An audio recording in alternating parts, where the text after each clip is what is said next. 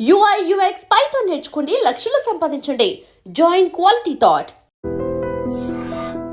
Hi viewers, నేను మీ host Aparna.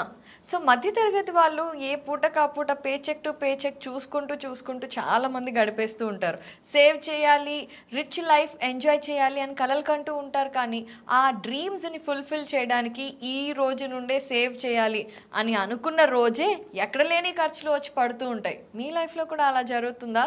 అయితే ఈ వీడియో మీకోసమే. ఎందుకు అంటే అసలు సేవింగ్ స్టార్ట్ చేయడానికి మొట్టమొదటి స్టెప్ ఎలా తీసుకోవాలి అండ్ ఎర్లీగా స్టార్ట్ చేస్తే ఎంత బెనిఫిషియల్గా ఉంటాయి సేవింగ్స్ అనేది మనకు తెలియచేయడానికి ఇప్పుడు మనతో పాటు ఫైనాన్షియల్ అడ్వైజర్ గిరిబాబు గారు ఉన్నారు. మాట్లాడదాం. సార్ నమస్తే అండి. నమస్తే అండి.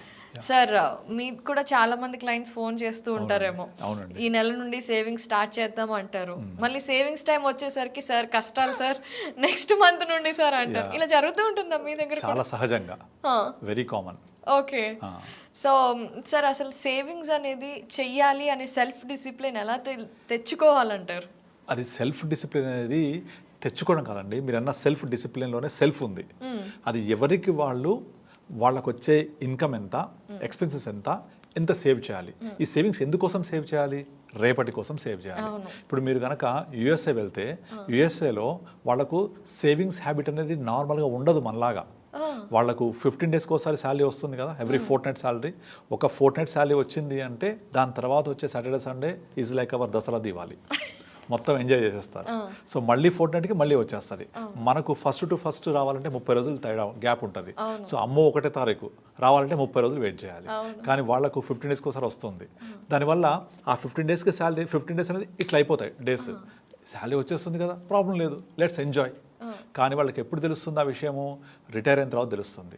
కానీ అందుకని మీరు అమెరికాలో కనుక గమనిస్తే దాదాపుగా 65-70 సంవత్సరాలు వచ్చే వ్యక్తి కూడా పనిచేస్తూ ఉంటారు. మనలాంటి స్టాండర్డ్ మంచి కుటుంబ వ్యవస్థ లేదు అక్కడ. అంటే మన కుటుంబ వ్యవస్థలో ఏంటంటే మన కుటుంబంలో మిగతా వాళ్ళందరికీ సహాయం చేస్తూ ఉంటాం. లైక్ అందరూ ఎర్నింగ్ పర్సన్స్ ఉండరు, సహాయం చేస్తూ అలా చూసుకుంటూ ఉంటాం. అయితే రాను ఇండియా కూడా న్యూక్లియర్ ఫ్యామిలీస్ పెరిగిపోతున్నాయి. మీరు గమనిస్తే ఆ న్యూక్లియర్ ఫ్యామిలీస్ ఏంటంటే నేను, నా భార్య, నా పిల్లలు, అంతే. సో నాకు నేనే హెల్ప్ చేసుకోవాలి, సెల్ఫ్ హెల్ప్. వైఫ్ని నేనే చూసుకోవాలి, పిల్లల్ని నేనే చూడాలి. అంటే ఏంటి? మీకు వచ్చే ఇన్కమ్కి మీరే అన్ని రకాల ఖర్చులు చూసుకొని రేపటి గురించి కూడా ప్లాన్ చేసుకోవాలి. ఒకప్పుడు ఎలా ఉండేది? మనకు ఉమ్మడి కుటుంబాలు ఉన్నప్పుడు ఉమ్మడి కుటుంబంలో అందరూ పని చేయకపోయినా కుటుంబ ఆదాయం ఉండేది. అది వ్యవసాయం ద్వారా అవ్వచ్చు, వ్యాపారం ద్వారా అవ్వచ్చు. ఉన్న ఆదాయాన్ని అందరికీ సరిపడేలాగా అట్లీస్ట్ వాళ్ళకి కావాల్సిన డైలీ నీడ్స్ దగ్గర నుంచి ఫ్యామిలీ చూసుకునేది. ఇక ఫ్యూచర్ గురించి ఆ ఫ్యామిలీ యాన్సెస్ట్రల్ ప్రాపర్టీస్లోనో దేంట్లోనో వాళ్ళకు సెట్ అయిపోతుండేది. కానీ ఇప్పుడు అలా కాదు, అన్ని న్యూక్లియర్ ఫ్యామిలీస్ అయిపోయాయి. నేను, నా వైఫ్, నా పిల్లలు, అంతే. మరి వచ్చే ఆదాయాన్ని నా అంతటి నేనుగా ప్లాన్ చేసుకోకపోతే రేపటిని ఎలా నేను డిజైన్ చేసుకోగలను? అందుకే ఒక చిన్న ఫార్ములా చెప్తాను. 25-25-25. ఇదేంటంటే మన లైఫ్ స్పాన్ని 3గా డివైడ్ చేసుకుందాం. ఆ 3 ఏంటంటే first 25 years as a student life. Student లైఫ్లో మన యొక్క ఎక్స్పెన్స్ అన్ని పేరెంట్స్ చూసుకుంటారు. ఫస్ట్ 25 అయిపోయింది. సెకండ్ 25. ఈ సెకండ్ 25లో మన ఇన్కమ్ అంటే మనకు 26 ఇయర్స్ 27 ఇయర్స్లో జాబ్ వచ్చింది అనుకుంటే మరో 25 ఇయర్స్ మనం గట్టిగా కష్టపడతాం. అంటే earning period, strong earning period. ఈ స్ట్రాంగ్ ఎర్నింగ్ పీరియడ్ ఇంకో 25 ఇయర్స్. సో 225, 50 ఇయర్స్ అయిపోయింది. ఇక థర్డ్ 25 అంటే మనం ఇప్పుడున్న స్టాండర్డ్ ఆఫ్ లైఫ్, ఇప్పుడున్న ఇంప్రూవ్డ్ హెల్త్ కండిషన్స్ వల్ల మనం 75 సంవత్సరాలు హ్యాపీగా బ్రతుకుతాము అనుకుంటే ఆ 3-25 మలిదశ. ఆ మలిదశలో మీకు డబ్బులు ఎక్కువ అవసరమైతే తక్కువ అవసరమైతాయా? ఎక్కువ అవసరమైతే. ఎందుకు అంటే మనము ఎప్పుడు ఖర్చు ఎక్కువ పెడతాము? హాలిడే రోజా, వర్కింగ్ డే రోజా? హాలిడే రోజు. సో 50 తర్వాత ఏంటి? రిటైర్మెంట్ లైఫ్కి దగ్గర అవుతూ ఉంటాం. ఇక 60 తర్వాత రిటైర్ అయ్యాం అనుకుంటే, ఇప్పుడు 60 కూడా కాదు, 55, 52కే తర్వాత రిటైర్ అయిపోతున్నారు. ఈ సాఫ్ట్వేర్ ఇండస్ట్రీలో అయితే ఇంకా ప్రెజర్ వల్ల they can't work even after 45, 50 తర్వాత డెఫినెట్లీ రిటైర్మెంట్ గురించి ఆలోచించాల్సి వస్తుంది. మరి అప్పుడు రిమైనింగ్ లాస్ట్ 25ని ఎవరు మనకు సపోర్ట్ చేస్తారు? సో ఎవరు చేయరు, మనమే సపోర్ట్ చేసుకోవాలి. సో ఆ సపోర్ట్ చేయాలి అంటే 225లో మనం సంపాదించిన దాంట్లో మినిమం ఒక 15-20% పక్కన పెట్టాలి. పక్కన పెడితే ఆ 20% మనము 26 ఇయర్స్లో కనుక స్టార్ట్ చేస్తే మన ఇన్కంలో నుంచి ఓ 25 ఇయర్స్ పాటు సేవ్ చేస్తూ పోతే చివరి 25లో ఈ డబ్బులు మనకు పనికి వస్తాయి. ఎలా అంటే మనం చాలామంది ఏం చేస్తుంటారు, చిట్టి వేస్తూ ఉంటారు. అది 20 months చిట్టు, 30 months చిట్టు అలా వేస్తూ ఉంటారు. 20 months అయిపోయిన తర్వాత మనము 20 monthsలో కట్టిన దానికి ఒక 12%, 13% ఇంట్రెస్ట్ చొప్పున మనకు వచ్చేస్తుంది. ఆ 20 monthsకి వచ్చిన దాంతో ఇమీడియట్లీ అది రావడానికి 2 నెలల ముందు నుంచే ఖర్చులు కనపడుతూ ఉంటాయి. ఆ డబ్బులు వస్తున్నాయి, నేను ఏం పని చేయాలి, డబ్బులు వస్తున్నాయి, ఏం చేయాలి.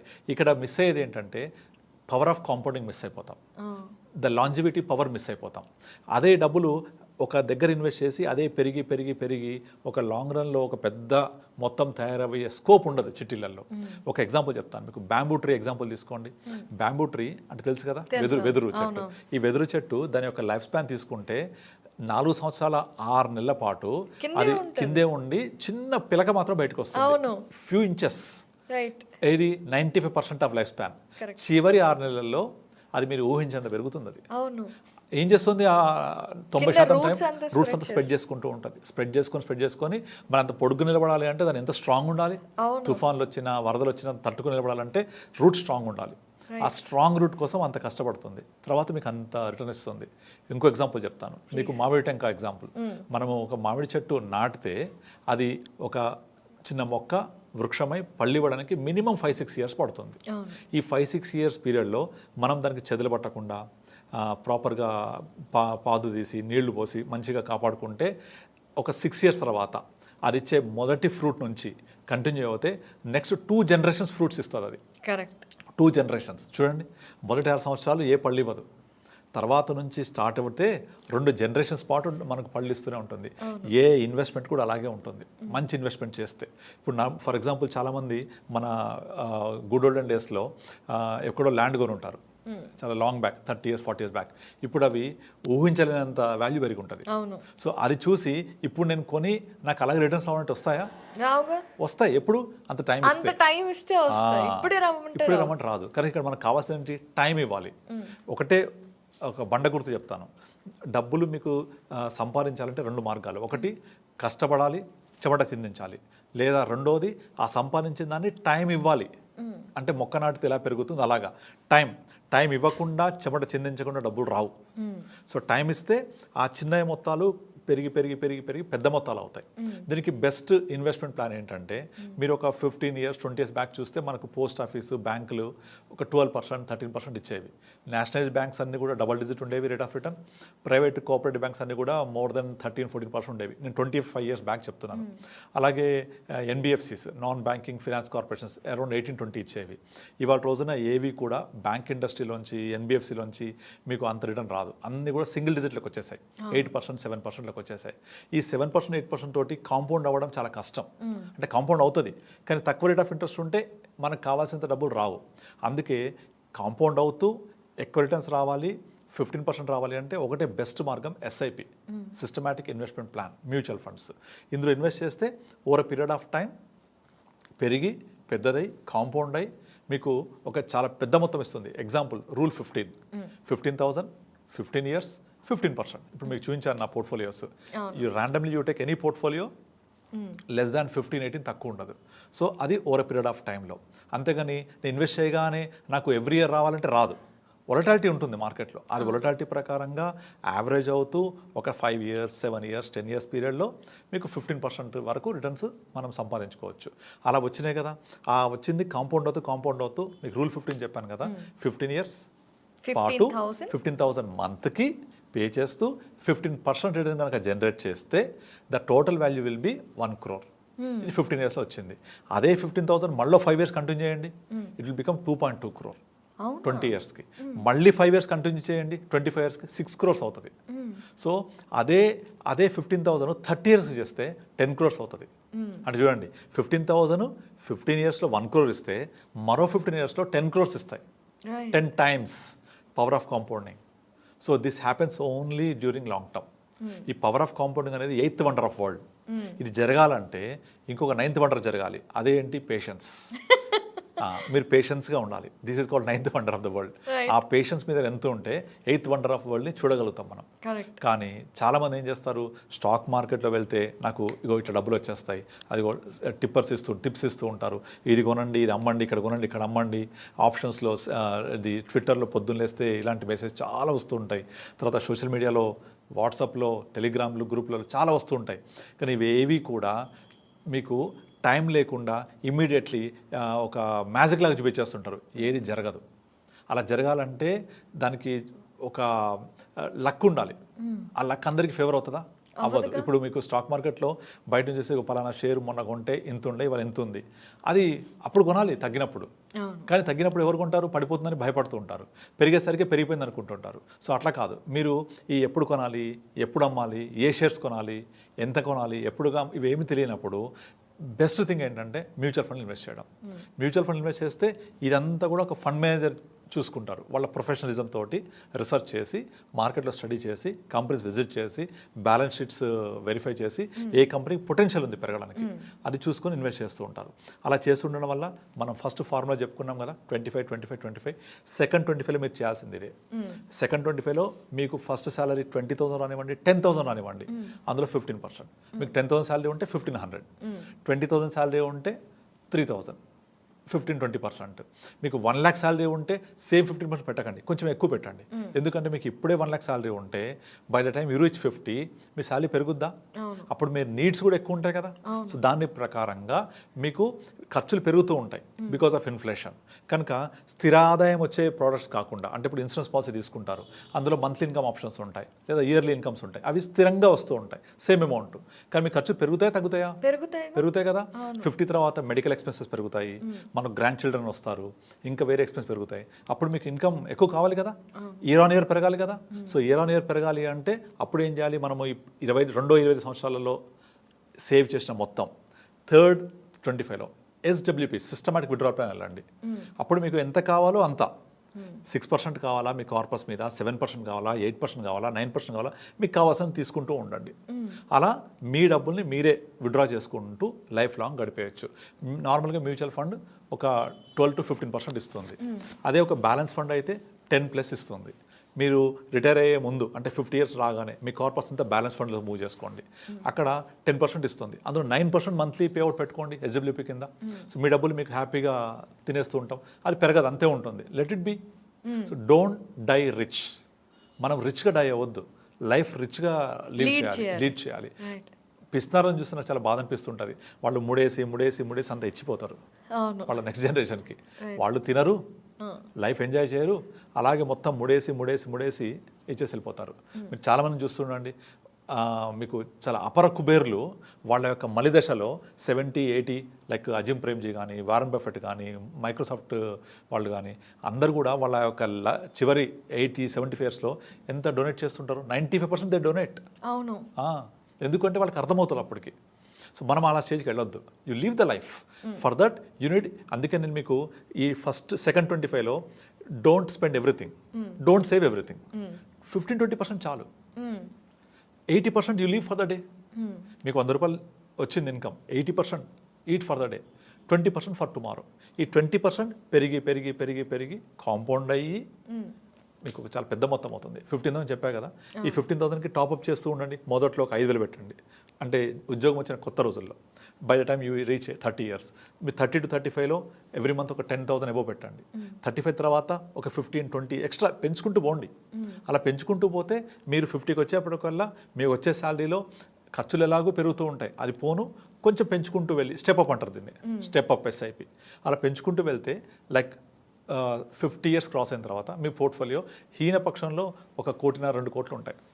ఎందుకంటే మొదట 15,000 తర్వాత పెంచుకుంటూ పోయాం కదా, అలా ఒక 2 కోట్లు 3 కోట్లనే ఆశ్చర్యపోకర్లేదు. సో అలా వచ్చిన డబ్బుల్లోంచి మీరు ఎవ్రీ మంత్ మళ్ళీ reverse mechanism, systematic withdrawal plan life long వస్తుంది, మీరు ఎవరిని అడగక్కర్లేదు. సో ఇప్పుడు మనము మన పేరెంట్స్ని చూసుకుంటున్నాం, కానీ అలా అని ఈ జనరేషన్ వాళ్ళ పేరెంట్స్ని చూసుకుంటుందని గ్యారెంటీ లేదు, మనం ఇష్టపడం కూడా.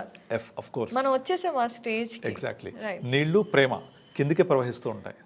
నీళ్లు కిందికి వెళ్తే ప్రేమ కిందికి వెళ్తాయి. అంటే మీరు మీ పిల్లల్ని ప్రేమిస్తారు, ఆ పిల్లలు వాళ్ళ పిల్లల్ని ప్రేమిస్తారు. ఈ నీళ్లు పైకి పోవాలన్నా, ప్రేమ పైకి రావాలన్నా ఏం కావాలి? పవర్ కావాలి, అంటే డబ్బులు కావాలి. Okay. వాటర్ పైకి వెళ్ళాలంటే మోటార్ పెట్టాలి, మోటార్ నడవాలంటే పవర్ కావాలి, పవర్ అంటే ఎలక్ట్రిసిటీ, ఇంధనం. రైట్. అలా ఇంధనం. అలాగే ప్రేమ పైకి రావాలంటే ధనం. ధనం కావాలి. So you love your father, but father pensioner అవుతే ఇంకెక్కువ లవ్ చేస్తారు. అంతే కదా. And there was a survey recently, ఇండియాలో as on today 100 years above ఉండి జీవిస్తున్న వాళ్ళు కేవలం 6,000 మంది మాత్రమే ఉన్నారు. 100 years అబోవ్ ఉండి జీవిస్తున్న వాళ్ళు. సర్ప్రైజింగ్లీ వీళ్ళంతా పెన్షనర్సే. సో పెన్షన్ వల్ల మీ లైఫ్ స్టైల్ పెరుగుద్ది. ఎందుకు పెరుగుద్ది? ఆర్థికంగా ఈ సమస్య లేకపోతే హ్యాపీగా ఉంటాం. అంతేగా కదా. హ్యాపీగా ఉంటే ఎక్కువ కాలం బ్రతుకుతాము. సో ఈ ఎవరైతే 100 సంవత్సరాలు దాటి బ్రతికి ఉన్నారో ఇవాళ రోజున వాళ్ళందరూ పెన్షనర్సే. రైట్. ఆ పెన్షన్ రావడం వల్లనే ఇలా జరుగుతుంది. ఆ పెన్షన్ రావాలంటే ఇప్పుడున్న మనకు ఈ పెన్షన్ పాలసీస్ ఏవి కూడా యాన్యుటీ 6% మించి ఉండదు. ప్లస్ దాంట్లో ట్యాక్సబుల్ మళ్ళీ. అండ్ అవన్నీ స్థిరంగా అంతే అమౌంట్ ఇస్తూ ఉంటాయి. కానీ మీ ఖర్చులు పెరుగుతాయి కనుక స్థిర ఆదాయం పనిచేయదు. మీకు ఇంక్రీజ్డ్ ఇన్కమ్ కావాలి అండ్ మీకు ఈ 6% 7% ఆన్ యువర్ కార్పస్ కావాలి అంటే ఇప్పటి నుంచి లక్షల్లో పెట్టాలి, which is very difficult. So small amount తోటి కాంపౌండెడ్ నేచర్లో రావాలి అంటే ఒక్క మ్యూచువల్ ఫండ్లోనే సాధ్యం అది. ఎందుకంటే ఇక్కడ rate of return more than 12 ఉంటుంది కాబట్టి ఇంకే ప్రోడక్ట్లో మీకు 12% రాదు ఇవాళ రోజున. ఓకే. సో మీరు అలా అని చెప్పేసి గ్రీడ్ వెళ్ళకూడదు. Crypto currency, stock market trading, options అసలు పొరపాటు వెళ్ళకూడదు ఆ జోలికి. ఎఫ్డీస్ ఇన్ఫ్లేషన్ బీట్ చేయవు కనుక ఎఫ్డీస్ వద్దు. మ్యూచువల్ ఫండ్లో మీకు రిస్క్ తీసుకోవడం ఇష్టం లేకపోతే బ్యాలెన్స్ ఫండ్స్ ఉంటాయి. లాంగ్ టర్మ్ కోసం స్మాల్ క్యాప్ ఫండ్స్ ఉంటాయి, బట్ కొంచెం రిస్కీ ఉంటుంది. అర్థం చేసుకోవాలి అది ఏంటనేది. సో మీరు అడ్వైజర్ని కలిసినప్పుడు నా గోల్ ఇది, నీడ్ ఇది, రిక్వైర్మెంట్ ఇది అని చెప్పినప్పుడు they will guide you in a proper way. ఆ విధంగా మనకు మ్యూచువల్ ఫండ్స్లో ఉండే అన్ని రకాల ప్రోడక్ట్స్ లో మనం బ్యాలెన్స్ చేసుకొని ఒక పోర్ట్ఫోలియో క్రియేట్ చేసుకోవాలి. This will give you a good corpus. అది 50 years వరకు జనరేట్ అవుతుంది. సెకండ్ 25లో అయిపోయింది అది. థర్డ్ 25లో ఇక విడ్రాయల్ పార్ట్. ఇదంతా ప్రాపర్గా ప్లాన్ చేసుకుంటే హ్యాపీగా లైఫ్ లీడ్ చేయొచ్చు ఇబ్బంది లేకుండా. కానీ కొన్ని సంవత్సరాలు గత 10 ఏళ్ల నుండి మనకి ఎప్పుడైతే డిజిటల్గా పెరిగిపోయిందో ఈ నాలెడ్జ్ వస్తుంది. సో అంతకు ముందే జాబులోకి వచ్చి ఇప్పుడు 35+ 40లో ఉన్న వాళ్ళు ఏదో ఫిక్స్డ్ డిపాజిట్లో కాస్తో కూస్తో ఉంటుంది తప్పితే ఈ మ్యూచువల్ ఫండ్స్ ఇవన్నీ కూడా వాళ్ళకి కొంచెం ఫారెన్ లాంగ్వేజ్ లాంటిది. అలా అని ఇప్పుడున్న ఇన్ఫ్లేషన్ రేట్స్కి మనం ఫిక్స్డ్ డిపాజిట్స్ వేసి కూర్చుంటే ముసలితనం వచ్చాక బాధపడాల్సి వస్తుంది. మరి అలా మిడిల్ క్లాస్ స్థాయిలో ఉండి 40లో ఉన్న వాళ్ళు కానివ్వండి, అలాంటి వాళ్ళు ఎలా సేవ్ చేసుకోవాలి? వాళ్ళకి తక్కువ సమయం ఉంటుంది కదా. తక్కువ సమయం ఉండడం అనేది ఇంకా మనం ఏం చేయలేం, దానికి సొల్యూషన్ లేదు. మీరు టైం మిషన్కి వెనక్కి వెళ్ళలేం కదా. సో అట్లీస్ట్ స్టార్ట్ చేయాలి ఇప్పుడైనా. That is called cost of delay. మీరు ఏదైనా ఒక ఎస్ఐపి క్యాలిక్యులేటర్ తీసుకొని ప్లేస్టోర్లో డౌన్లోడ్ చేసుకొని ఎస్ఐపి క్యాలిక్యులేటర్లో మీరు కాస్ట్ ఆఫ్ డిలే అని టెస్ట్ చేయండి. 20 సంవత్సరాల వ్యక్తి 5,000 పెడితే ఎంత కార్పస్ అవుద్దో 50 వరకల్లా, 40 years ఉన్న వ్యక్తి దానికంటే మోర్ దెన్ 4-5 times ఎక్కువ పెట్టాలి. అదే కార్పస్ క్రియేట్ చేయండి. 4-5 times 4-5 రెట్లు ఎక్కువ పెట్టాలి అంతే కార్పస్ జనరేట్ చేయాలి అంటే. So this is cost of delay. మనం ఏం చేయలేము ఇక. సో ఇప్పుడు నేను అప్పుడు బాగా చదువుకుంటే ఐఏఎస్ అయిదును కదా అనుకుంటే చదువుకోలేదు, మరి ఏం చేయాలి? అదే కదా, మన దగ్గర ఆప్షన్ లేదు కదా. ఇప్పుడు అయిపోయింది, చదువు అయిపోయింది, ఇప్పుడు వచ్చేసాము. You have to do something. మరి ఈ సమయంలో, సారీ టు ఇంటరప్ట్, మరి ఈ సమయంలో ఇన్వెస్ట్ చేస్తే అప్పుడు కూడా వాళ్ళకి పర్వాలేదు, మేనేజబుల్గా డబ్బులు వస్తాయి? ఆఫ్ కోర్స్, అదే చెప్తున్నాను మీకు. మ్యూచువల్ ఫండ్స్లో రకరకాల ఫండ్స్ ఉంటాయి మీ రిస్క్ తగ్గట్టుగా. ఇప్పుడు ఈవెన్ 40 yearsకి వచ్చినా కూడా ఇప్పుడు స్టార్ట్ చేయండి. At least something better than nothing. మనకు 15-20 సంవత్సరాలు అక్కర్లేదు. 10 సంవత్సరాలలో కూడా మీకు వచ్చిన దాంట్లో 20% బదులు 30% చేయండి, పెంచుకోండి. మీకు వచ్చే ఆదాయంలో కొంచెం ఎక్కువ చేయండి, ఖర్చులు తగ్గించండి. ఈ ఇప్పుడు 40 yearsకి వచ్చేప్పటికి హోమ్ లోన్ ఉంటుంది మోస్ట్ ప్రాబబ్లీ, పిల్లల ఎడ్యుకేషన్ ఉంటుంది, ఇవన్నీ ఉంటాయి. ఖర్చులు కష్టమే, బట్ కొంచెం రేపటి కోసం కూడా ప్లాన్ చేసుకుంటే. ఇప్పుడు మనం చూస్తున్నాం కదా, అందరూ దాదాపుగా ప్రైవేట్ ఎంప్లాయీసే ఉంటారు, ఇలా చిన్న బిజినెస్లు ఉంటాయి. గవర్నమెంట్ ఎంప్లాయీస్ కూడా ఇప్పుడు పెన్షన్ తీసేశారు కదా. సో 2004 రిక్రూటెడ్ అయిన తర్వాత వాళ్ళకి ఎవరికి లేవు. సో కంపల్సరీ ప్రతి ఒక్కళ్ళు కూడా వాళ్ళ యొక్క రిటైర్మెంట్ కోసం ప్లాన్ చేసుకోవాల్సిందే. నాకు 40 వచ్చినాయా 30 వచ్చిందా నేను చేసుకోలేదంటే కుదరదు. Start now at least. Something is better than nothing కదా. సో ఆ 10,000 ప్లేస్లో 15,000 చేయండి. కొంచెం ఖర్చు తగ్గించుకోండి, అనవసరం ఖర్చులు తగ్గించుకోండి. ఈవెన్ నార్మల్గా ఈ రోజుల్లో ఒక మూవీకి వెళ్తే 2-3 వేలు ఖర్చు అయిపోతాయి. ఓటీటీస్ వచ్చాయి, హ్యాపీగా ఇంట్లోనే చూసుకోవచ్చు. So you can reduce your expenses. So మనకు మీరు ప్రతి ఒక్కళ్ళు పెన్ పేపర్ పెట్టుకొని నాకు వచ్చే ఆదాయం ఎంత, ఖర్చు ఎంత లెక్కేస్తే డెఫినెట్లీ ఒక 3-4 వేలు అనవసర ఖర్చులే ఉంటాయి. ఒక చిన్న ఎగ్జాంపుల్ చెప్తాను. మీరు ఇదివరకు చిన్నప్పుడు ఒక కిరాణా షాప్కి వెళ్తే అమ్మ మనకు చిట్టి మీద రాసిచ్చేది కావాల్సిన వస్తువులు, అది మాత్రం తెచ్చేవాళ్ళం. ఇప్పుడు మీరు డీమార్ట్కో లేకపోతే బిగ్ బజారో లేకపోతే విశాల్ మార్ట్ ఎక్కడ వెళ్తే మీకు మొత్తం ట్రాలీ పట్టుకొని అవసరం ఉన్నాయి అవసరం లేనివి అన్నీ వేసుకొని వస్తాం. డెఫినెట్లీ 30 to 40% ఎక్స్ట్రానే కొంటాం అక్కడ, ఎగ్జాక్ట్లీ అలా డౌటే లేదు అందులో. తర్వాత బిల్డింగ్ దగ్గరికి వచ్చేప్పటికి వాడు అన్ని చిన్న చిన్న పెడుతూ ఉంటాడు అట్రాక్టివ్ కోసం.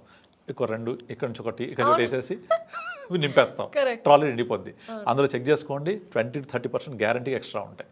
అందుకే మీరు సూపర్ మార్కెట్కి వెళ్తే రాసుకెళ్ళండి ముందే, ఇంట్లో మన కిచెన్లో ఏమి లేవు రాసుకెళ్ళి అవి మాత్రం కొనుక్కోనండి డిసిప్లిన్గా. You can save at least 20% of your grocery expenses. Save that money. అవసరమైతే కొనుక్కోండి, అనవసరం కొనకండి.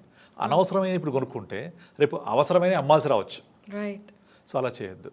సో అట్లా మనం ప్లాన్ చేసుకుంటూ మనకున్న ఇన్కంలో సేవింగ్ చేసుకుంటూ లాంగ్ టర్మ్లో వెల్త్ క్రియేట్ చేసుకోవచ్చు. This will help you out. Correct. So అందుకనే మీరు ఆ వెల్త్ అనేది క్రియేట్ అవుతుంది అనుకున్నప్పుడు, నా దగ్గర ఇంత డబ్బులు ఇప్పుడు ఉన్నాయి, ఫ్యూచర్లో నాకు ఇంత క్రియేట్ అవుతుంది at the rate of this kind of returns. మీరు ఇండియా ఇప్పుడు ఎంత గ్రోత్ అని చూస్తున్నారు కదా, చాలా fastest growing economy in the world. అవును.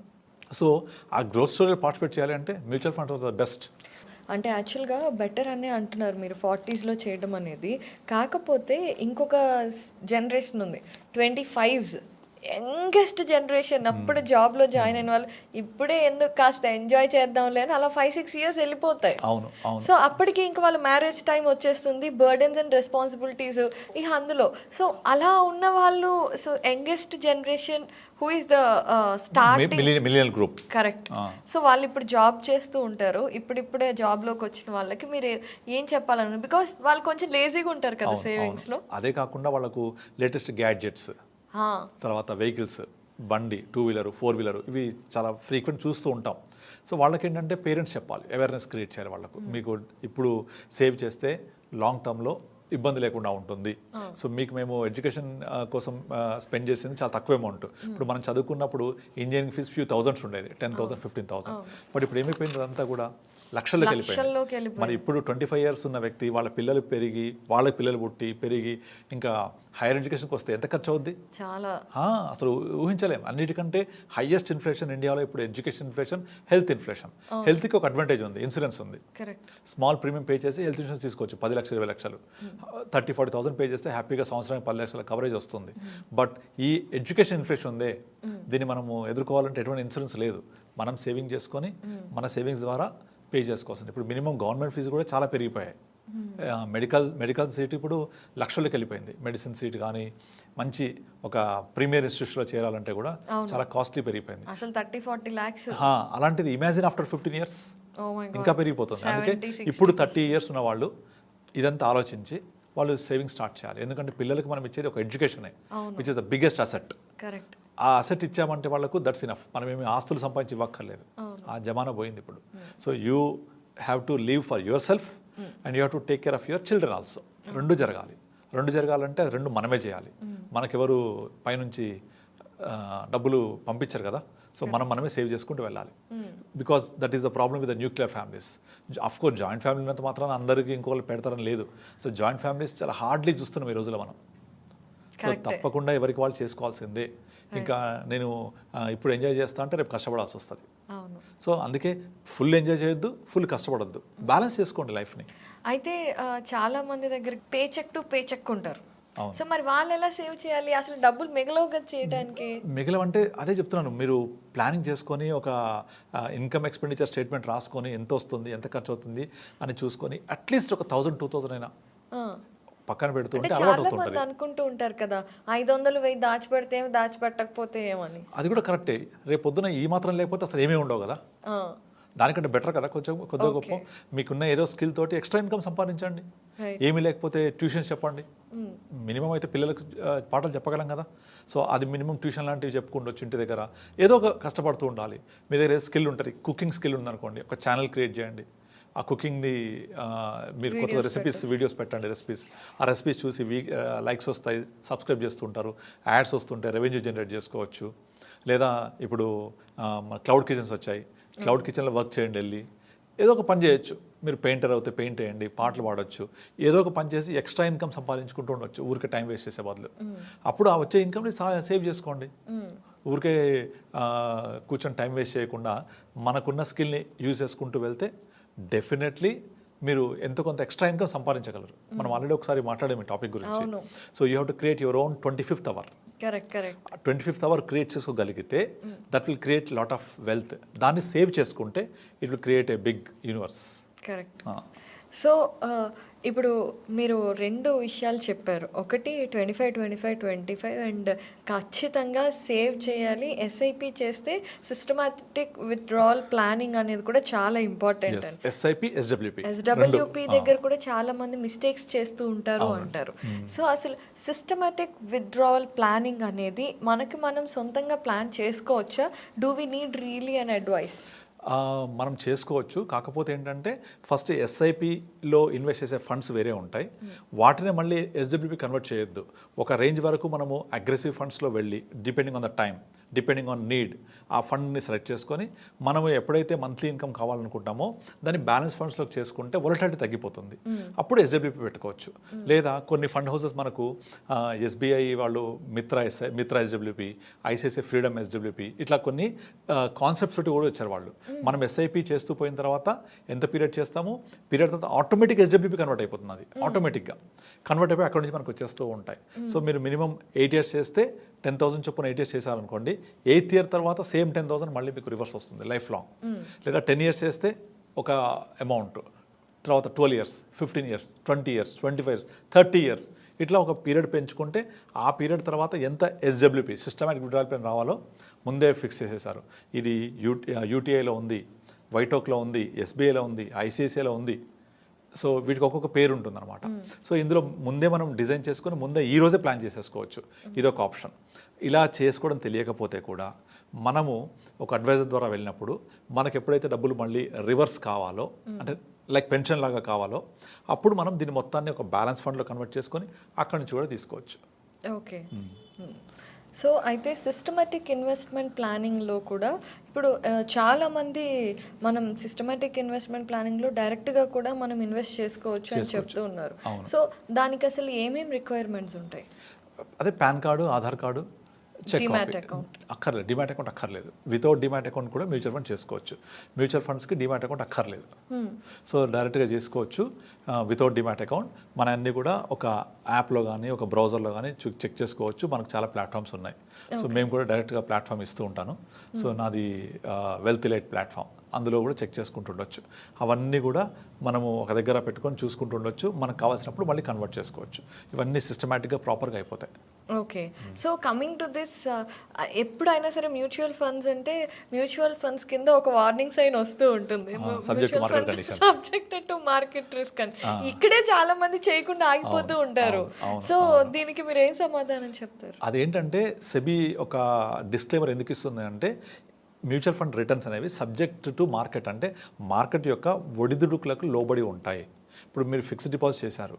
ఫిక్స్డ్ డిపాజిట్లో ఇవాళ రోజున మీకు 1 year తర్వాత 7% వస్తుంది అంటే పక్కా 7% వస్తుంది. ప్రపంచం ఏమైపోయినా మీకు సంబంధం లేదు, ఎటువంటి ఫ్లక్చుయేషన్స్ మీకు సంబంధం లేదు. 1 yearతో డెఫినెట్లీ వస్తాయి. అలా మ్యూచువల్ ఫండ్లో రావు. అలా రావు అని మీకు తెలియపరచడమే ఇది. అందుకనే ఆ ఫ్లక్చుయేషన్స్ ఉంటాయి కాబట్టి దాన్ని ఎలా అర్థం చేసుకోవాలి, ఏ ఫండ్స్లో పెట్టాలో తెలియదు కాబట్టి అడ్వైజర్ జరూరీ హై. మ్యూచువల్ ఫండ్ సహీ హై, అడ్వైజర్ జరూరీ హై. ఇది కూడా యాంఫీ లాంచ్ చేసిన కాన్సెప్టే. సో వాళ్ళు కూడా ఒక క్యాంపెయిన్ లాంచ్ చేశారు, మ్యూచువల్ ఫండ్ సహీ హై. దానికి నేను యాడ్ చేసింది అడ్వైజర్ జరూరీ హై. ఎందుకంటే ఈ సబ్జెక్ట్ టు మార్కెట్ రిస్క్ని మనం ఎలా అర్థం చేసుకోవాలి, దాన్ని మనకు కావాల్సిన విధంగా ఏ ఫండ్స్ పెట్టుకోవాలి. ఇప్పుడు ఒక 60 years ప్లస్ ఉన్న వ్యక్తికి మనం స్మాల్ క్యాప్ ఆఫర్ చేయలేము. అలాగే 25 years ఉన్న వ్యక్తికి ఒక డెట్ ఫండ్ ఆఫర్ చేయలేము. It depends on the need. నాకు చాలామంది ఫోన్ చేసి, సార్ ఇప్పుడు ఏమి ఫండ్స్ ఇన్వెస్ట్ చేయొచ్చు, మంచి ఫండ్ చెప్పండి అంటారు. అది ఎలా ఉంటుందంటే మెడికల్ షాప్కి వెళ్ళి నాకు ఒక మంచి మెడిసిన్ ఇవ్వండి అన్నట్టు ఉంటుంది. మెడికల్ షాప్లో మంచిది కాని మెడిసిన్ ఉంటుందా? ఉండదు కదా. అన్ని మీకు సూట్ అవుతాయా? అవ్వవు కదా. మీకు కావాల్సిన మీరు తీసుకోవాలి. అలాగే మ్యూచువల్ ఫండ్ కూడా మనకు కావాల్సిన ఫండ్ ఎలా సెలెక్ట్ చేసుకోవాలి తెలియకపోతే financial advisor will help you out. మన need, goal, risk appetite, requirement and how much you are like to invest, దీన్ని బ్యాలెన్స్ చేసుకోవాలి. అట్లా మనం ప్లాన్ చేసుకోవచ్చు. ఇదంతా ఇన్వెస్ట్మెంట్ జోన్. తర్వాత విడ్రావల్ జోన్ అంటే మనకి ఇక కార్పస్లో నుంచి మనం ఎవ్రీ మంత్ ఎంత తీసుకోవాలి అనేది బట్టి ఉంటుంది. సో గిరిబాబు గారు, యాక్చువల్లీ చాలామంది నెలలో 1,000, 2,000, 5,000 ఇలా చేసుకుంటూ వెళ్తారు. కొంతమంది గోల్ ఓరియంటెడ్గా నాకు ఇంత కార్పస్ కావాలి అని దాన్ని బట్టి వెళ్తూ ఉంటారు. Which is the best way to go అంటారు? ఇప్పుడు మీరు ఒక బస్ ఎక్కారనుకోండి, నాకు ఒక టికెట్ ఇవ్వ అడుగుతారా, పలానా చోటుకి టికెట్ ఇవ్వని అడుగుతారా ఫలానా చోటుకి టికెట్. కదా? అంటే మీరు ఎక్కడికి వెళ్ళాలో మీకు తెలుసు కదా. అవును. సేమ్ ఇది కూడా అంతే. మీరు ఎంత కావాలి, ఎప్పుడు కావాలి, ఎంత ఇన్వెస్ట్ చేస్తారు, ఇది తెలియాలి కదా. నేను ఎంత ఇన్వెస్ట్ చేస్తాను, దాన్ని బట్టి ఎంత వస్తుందో తెలుస్తుంది. నాకు ఇంత కావాలి అంటే మీరు ఇంత ఇన్వెస్ట్ చేయాలి. నా దగ్గర ఇంత లేవు, నేను ఇంత ఇన్వెస్ట్ చేస్తా అంటే ఇంత ఎలా వస్తుంది, రాదు కదా. కనుక ఎంత దుప్పటికి అంత కాలు చెప్పుకోవాలి, ఎంత పిండి ఉంటే అంత రొట్టె వస్తుంది. ఇవన్నీ మనకు ఎప్పుడో ఉన్న ఎగ్జాంపుల్స్, అదే సామెతలు. సో అలాగే మనకి ఏం కావాలనేది మనకు ముందే తెలిసి ఉండాలి. నేను రిటైర్ ఎప్పుడు అవుతాను, అప్రాక్సిమేట్లీ నాకు ఎంత అవసరం అవుతుంది, నాకున్న లైఫ్ స్టైల్కి ఎక్స్పెన్సెస్ ఎంత, ఒక అందాజగా. ఇప్పుడు మనం ఇప్పుడు ప్రజెంట్ ఇవాళ రోజున ఒక కుటుంబం నడవాలంటే మినిమం ఒక 25,000 30,000 ఉండాలా, మినిమం, బేర్ మినిమం 30,000. అదే కుటుంబము ఒక 15 సంవత్సరాల తర్వాత ఎంత కావాలి, 60 మినిమం. 60 కాదు, ఇంకెక్కువే అవసరం అవుతాయి. ఎందుకంటే 3 times అవుతుంది యావరేజ్గా, 2 to 3 times మినిమం అవుతున్నాయి. అలా తీసుకున్నా కూడా 60,000 మీరు అన్న ప్రకారం తీసుకుని 60,000 కావాలా, కావాలంటే నా ఇన్కమ్ ఎంత ఉండాలి, అప్పుడు చాలా ఎక్కువ ఉండాలి, మినిమం 1,00,000 పైన ఉండాలా. కానీ నేను 60 తర్వాత రిటైర్మెంట్ అయిపోతాను, ఇన్కమ్ లేదు. అప్పుడు మీకు ఏం కావాలి, నెలకు 1,00,000 రూపాయలు కావాలి. 60,000 నిత్యావసరాలకి జీవించడానికి అయిపోతే ఒక 40,000 లైఫ్ స్టైల్ ఎక్స్పెన్సెస్కి. కనుక 1,00,000 రూపాయలు రావాలి అంటే మీ కార్పస్ 1,50,000 ఉండాలి. మీ కార్పస్ 1,50,000 ఉండాలంటే ఇప్పటి నుంచి ఎంత సేవ్ చేయాలి, ఎంత సేవ్ చేయాలి, ఎంత టైం ఉంది మీ దగ్గర, ఇంకా ఎంత ఇన్కమ్ ఉంది, ఇవన్నీ 1 by 1 లింక్ అయ్యి ఉంటాయి. మీరు పలానా బస్ ఎక్కి నాకు పలానా చోటు టికెట్ ఇవ్వండి అని అడిగినట్టుగా నేను ఎప్పుడు రిటైర్ అవుతాను, అప్రాక్సిమేట్లీ ఎంత మొత్తం నాకు కావాలి, ఇవాళ నా లైఫ్ స్టైల్ ఎంత. ఎందుకంటే కొంతమంది 30,000 బతుకుతారు, కొంతమంది 50,000 ఉండాలి ఎక్స్పెన్సెస్ మంత్లీ, కొంతమంది 1,00,000 సరిపోదు. సో మీ లైఫ్ స్టైల్ ఏంటి, దాని ప్రకారంగా మీ నీడ్స్ ఏంటి, గోల్స్ ఏంటి. ఖర్చులు పెరుగుతుంటాయి, అది అర్థం చేసుకోవాలి మనం.